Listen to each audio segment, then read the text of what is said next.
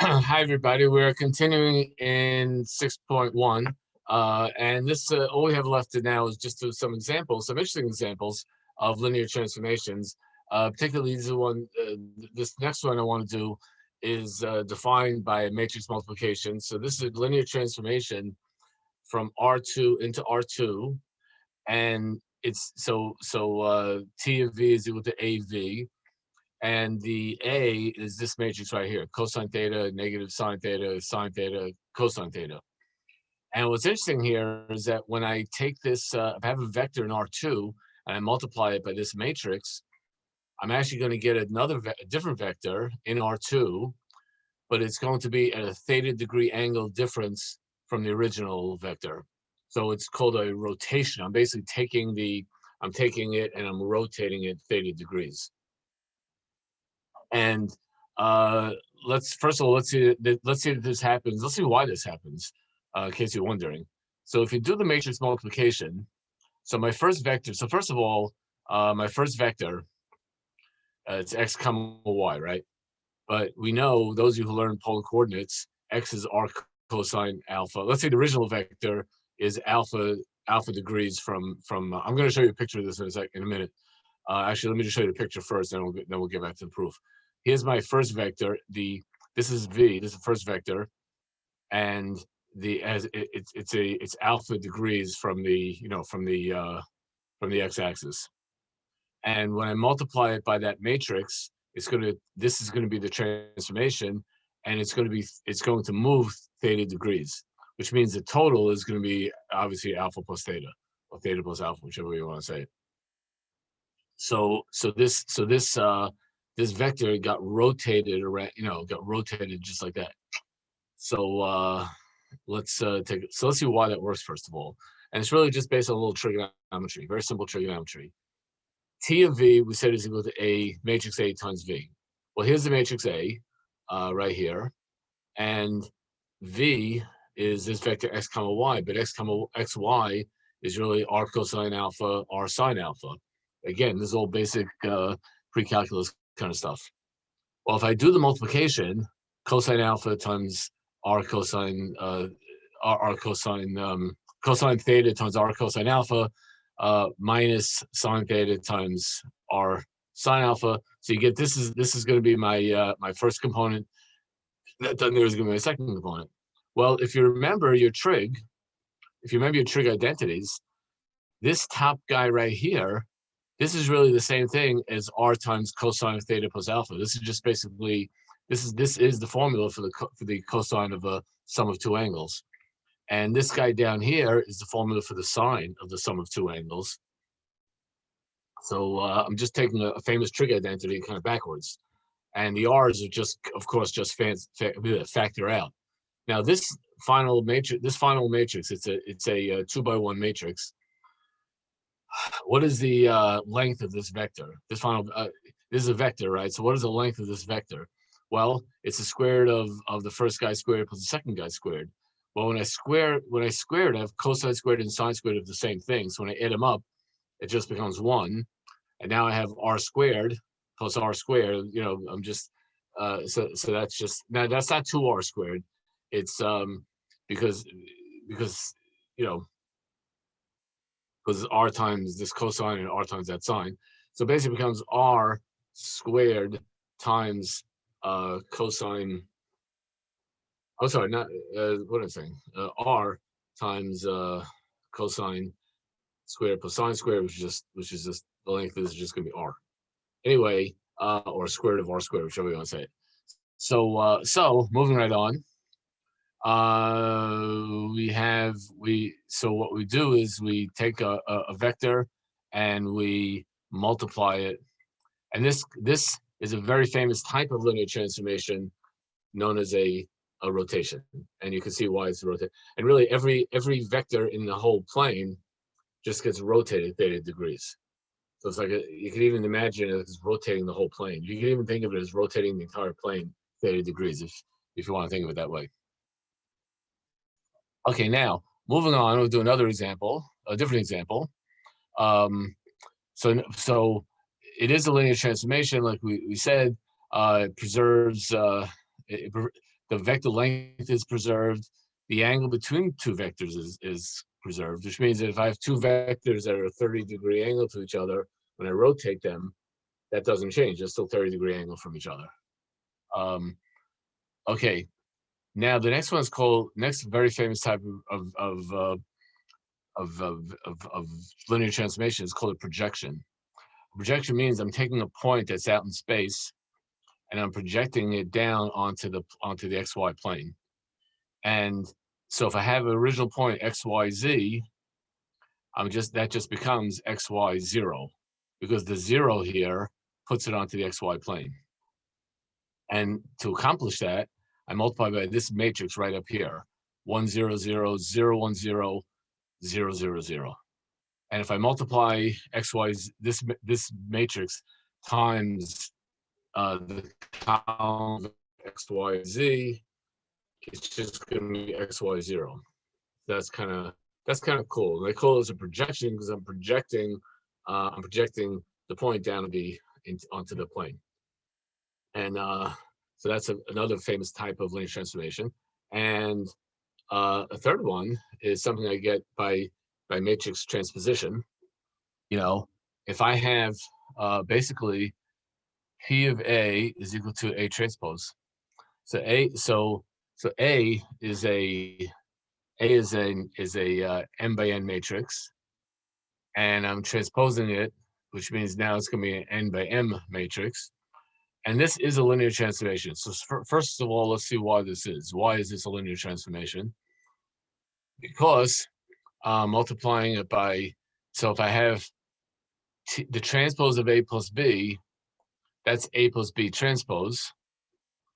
But we learned that that's equal to A transpose plus B. We learned this a long time ago. That's equal to A transpose plus B transpose, which is T of A plus T of B. So we see that that works. And the transpose of CA, that's CA transpose, but I could bring the C out, which is, again, these are all properties we learned a long time ago, which is C times the transpose of A. So again, both criterion for linear transformation are satisfied here, and this indeed works. It is a linear transformation. So we're all good. Yay. Okay, moving on. Many multivariate statistical methods, multiple regression, and so forth. Yeah. So this stuff is very useful, is what we're trying to say here. Now the differential operator. Now, differential operator, we're going to see, is just a fancy word for derivative. So d sub x is just the derivative with respect to x. So this is now a function. See, we're thinking of derivatives now as a function. Actually, they call it an operator. And an operator is a type of function, and I'll explain in a second. But let me just say what I'm talking about. The input is a function f. The output is a derivative of said function.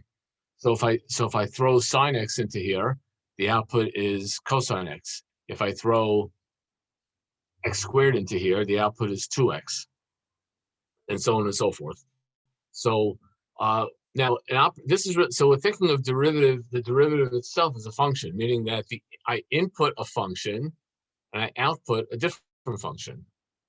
Now, how is that which is kind of similar to what we said about transposes. So what's the difference between a transformation, not transposes, transforms, I'm sorry. Transforms or transformations. Operators and transformations are similar. The difference is that usually when we say an operator, the input is a function of a certain variable and the output is a function of the same variable. So f is a function of x, and the output is derivative, which is, it's 2x. F of x equals x squared. The derivative is 2x. So both of these are functions of x. And so I take a function of one variable and I operate it, and it becomes a different function of that same variable. A transform or a transformation, as we explained earlier in the previous video, is when I take a function of one variable, and that's the input, and the output is going to be a function of a whole different variable, like Laplace transform is it's a function of one variable, and then the output is a function of a completely different variable. So now all of these are just functions. but they're like different types of functions, different, categories of functions, if you will. So the typical kind of function that we did in like in high school or up till now to this point, typical kind of function we always did was where the input was a number and the output was a number.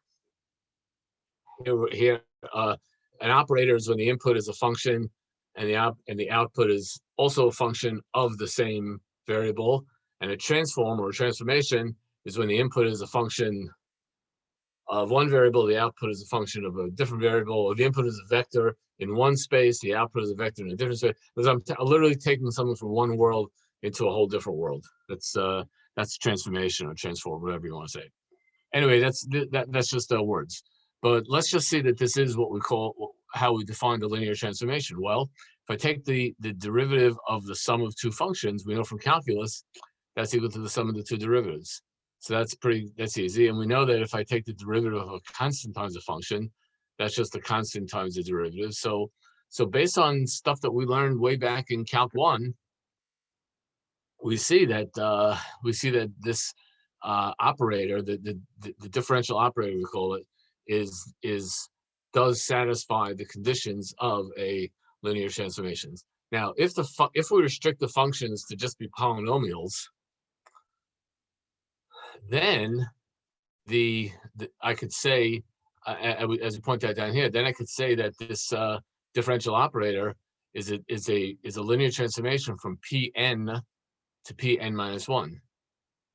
So that's kind of cool. Because as you know, when you take a derivative, it knocks it down one degree. It knocks the polynomial down 1 degree. So that's kind of cool. Now we're going to look at the vector space of polynomials, a function. Now we're going to look at a transformation from the vector space of polynomial functions P into the vector space of real numbers R. So it sounds like we're considering the real numbers as a vector space. So the numbers now are vectors. They're not just scalars, but they're vectors. Okay, so here it is. It's the definite integral as a linear transformation. Because remember, a derivative of a function is another function. A definite integral of a function is just a number. Because when I have it, see, if it's an indefinite integral, that gives me actually not just one function, but a class of functions. This here gives me a number. Anyway, so we want to show. So we're looking at this. So this is our linear transformation, going from instead of all polynomials to the vector space of all real numbers, and the rules of my transformation is the integral from a to b of p of x d of x, and so p is a polynomial function, and we want to show that this is indeed a linear transformation from p, which is the vector space of polynomial functions, into R, the vector space of real numbers. So we're just going to, again, use the properties that we learned of the definite integral properties that we learned way back in Calc 1.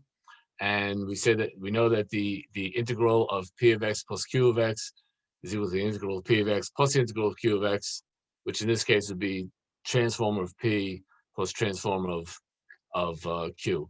So check. Now that's the first criterion. Now for the second criterion, if I have the transpose of a scalar times a vector.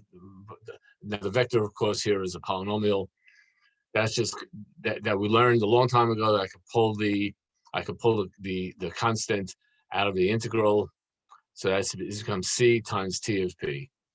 So t of cp is c times t of p. And so second criterion, check.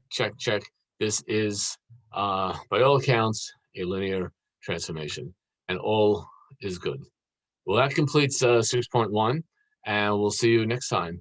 Bye, everybody. It's been a great pleasure. Bye.